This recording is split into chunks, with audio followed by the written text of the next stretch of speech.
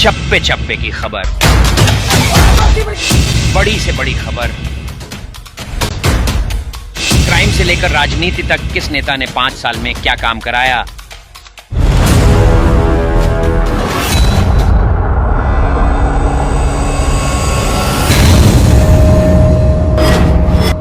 मिलेगी सबसे पहले हर खबर चेंजिंग फ्यूचर न्यूज पर, जो बदलेगा आपका फ्यूचर। नमस्कार, मैं हूं कन्हैया शर्मा। आप देख रहे हैं चेंजिंग फ्यूचर। मैं इस वक्त दिल्ली के राजघाट पे मौजूद हूं और यहाँ पिछले 4 महीने से जो मार्शल लॉ का धरना प्रदर्शन चल रहा है, यहाँ पर मेरे साथ है प्रियंका जी। हम उनसे बात करते हैं। प्रियंका जी नमस्कार। सर नमस्ते। सबसे पहले तो मैं आपका धन्यवाद करना चाहूँगी कि 4 महीने से जो हमने मेहनत करी थी, है ना, वो मेहनत का फल कहीं ना कहीं हमें दिख रहा है। कहते हैं ना, ऊपर वाले नज़र ना लगाए, क्योंकि जो माँ बाप हमारे पिछड़े हुए थे वही माँ बाप अब अपने बच्चों को संवारने पर लग चुके हैं। तो आज मुझे कहीं ना कहीं उम्मीद जागी है और ये सब कहीं ना कहीं कहते हैं ना, धैर्य, विश्वास, है ना, उम्मीद का बने रहना, संघर्ष का बने रहना, तो इसका फल है। मेरा एक ये क्वेश्चन आपसे, मैम ये बताइए, जो अपने सिविल डिफेंस के जो मुद्दे की बात चली, 4 महीने से धरना प्रदर्शन चल रहा था, ये हमारा आज विधानसभा की बात चल रही है, क्या आश्वासन है आज हमारी दिल्ली सरकार जो सुनेगी? सर्वप्रथम तो सबसे पहले तो ये है कि कहते हैं ना कि कुछ टाइम था, अंधेरा था, वो बीत चुका है ना। आज बात चल रही है, कल वो हमें काम भी करके देंगे। कहते हैं ना, माँ बाप कितने दिन तक अपने बच्चों से दूर रह सकता है ना।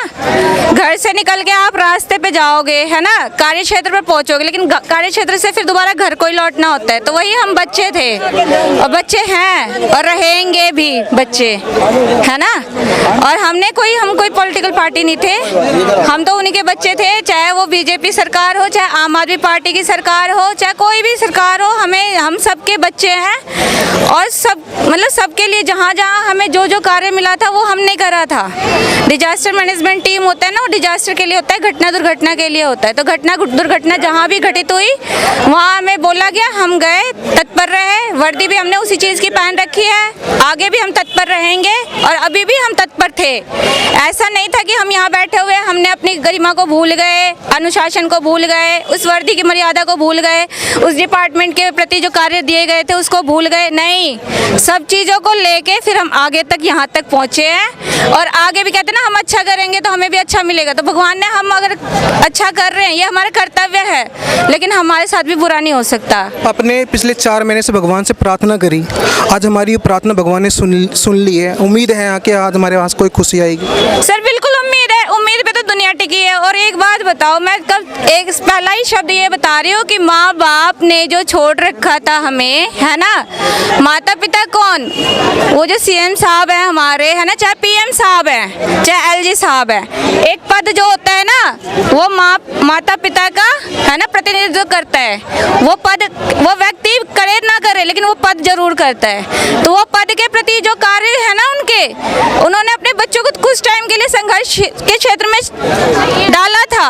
एक शब्द उन्होंने कहा था कि कानूनी प्रक्रिया में गलत तरीके से भर्ती की गई, है ना, लेकिन आज उन्होंने देख लिया ना कि उनके बच्चे 4 महीने से संघर्ष के स्थल पे खुद को क्षति दी, लेकिन दूसरों को क्षति नहीं करा।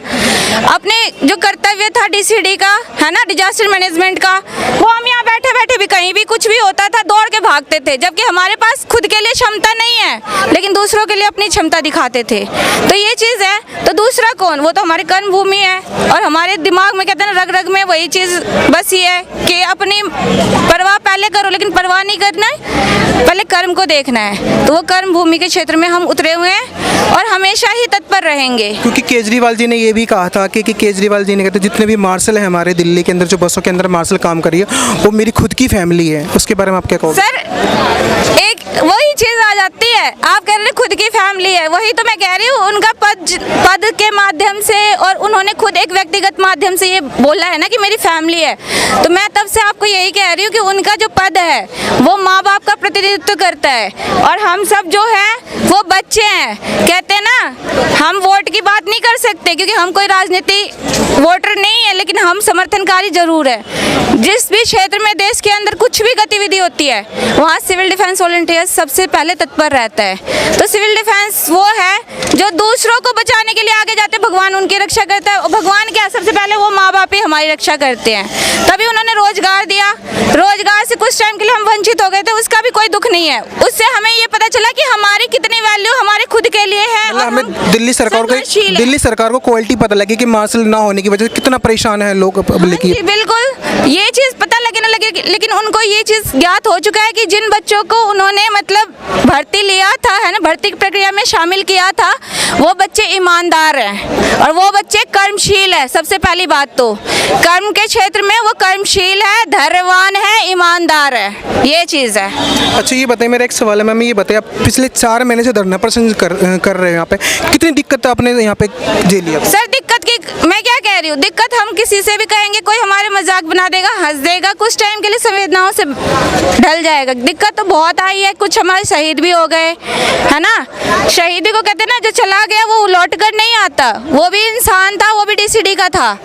चाहे 10 गए हो, 8 गए हो, 12 गए हो, 15 गए हो, लेकिन वो भी डीसीडी का था, वो भी रोजगार के क्षेत्र में, है ना, निहित था।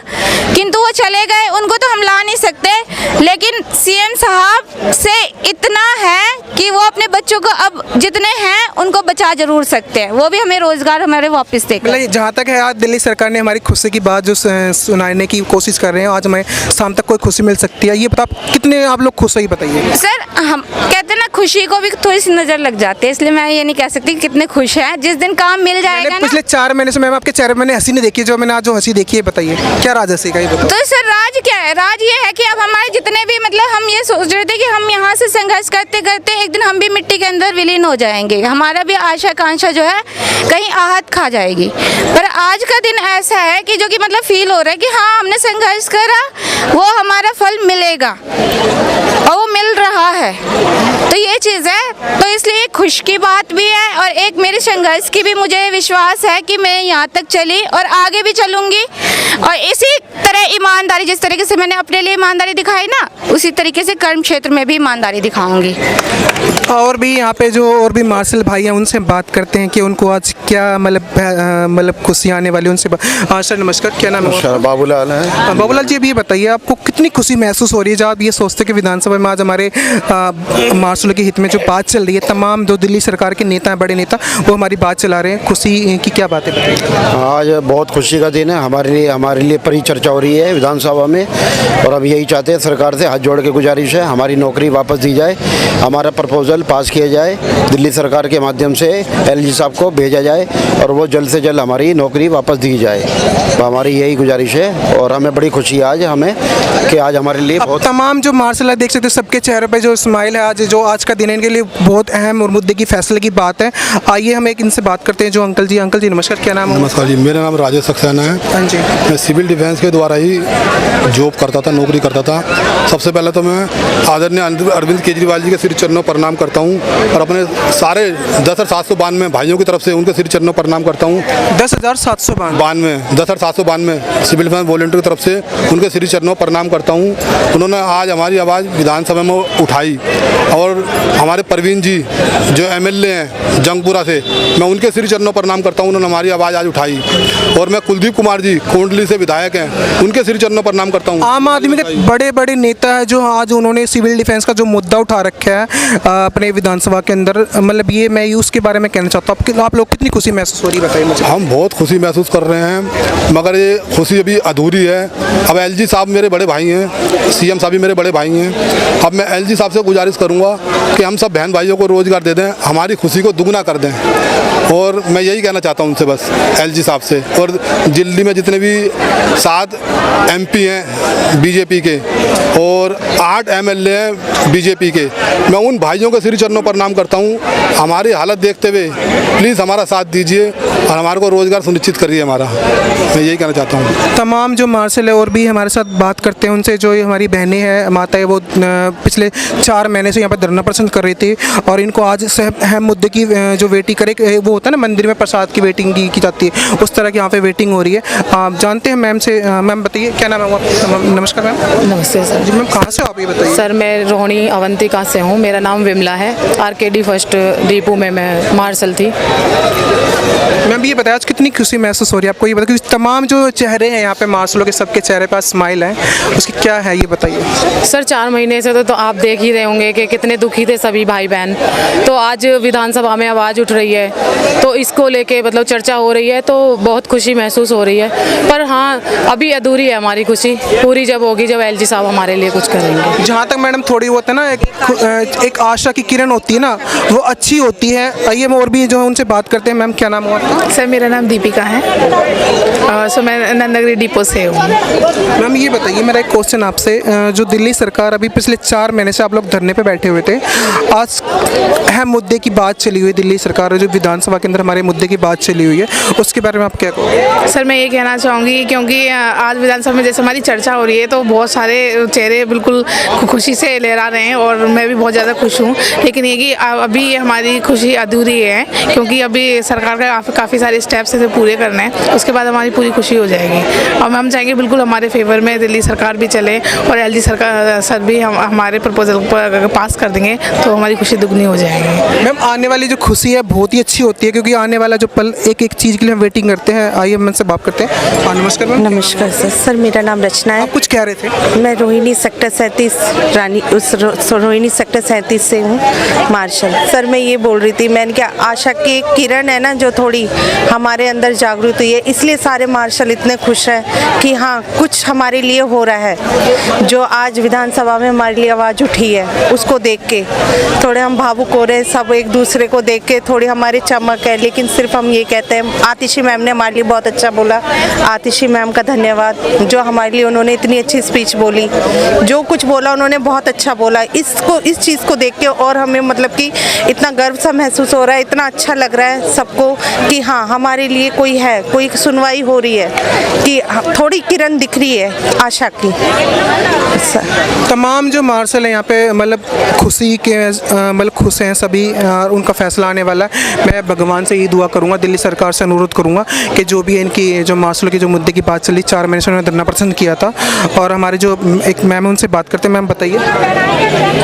सर क्या बोलूँ मैं, जब जिस टाइम पे ना हमारा प्रस्ताव पास हो जाएगा है ना, उस दिन मैं समझ लूँगी कि हमारी मेहनत रंग लाई और सफल हुई। मैम थोड़ा वो होता है ना, सर वो हमने 4 की बात नहीं है, ये एक लोगों की बात नहीं है, 10,792 लोगों की बात है ना।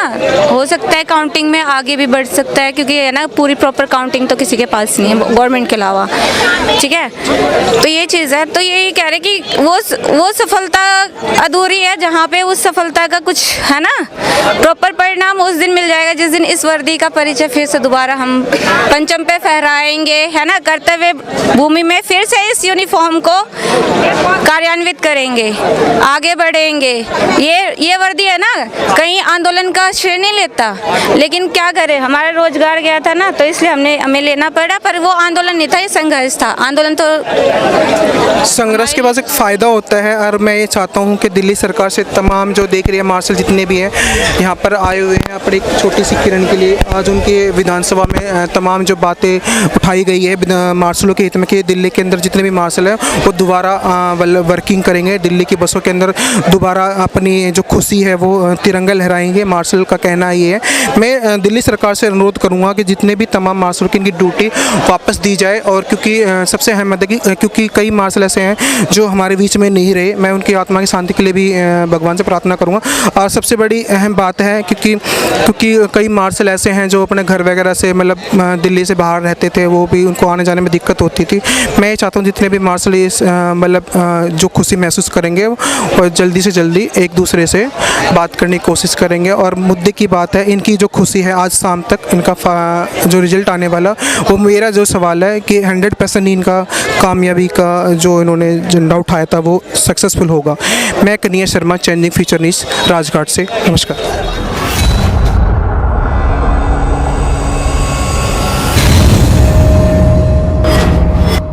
मिलेगी सबसे पहले हर खबर चेंजिंग फ्यूचर न्यूज पर, जो बदलेगा आपका फ्यूचर।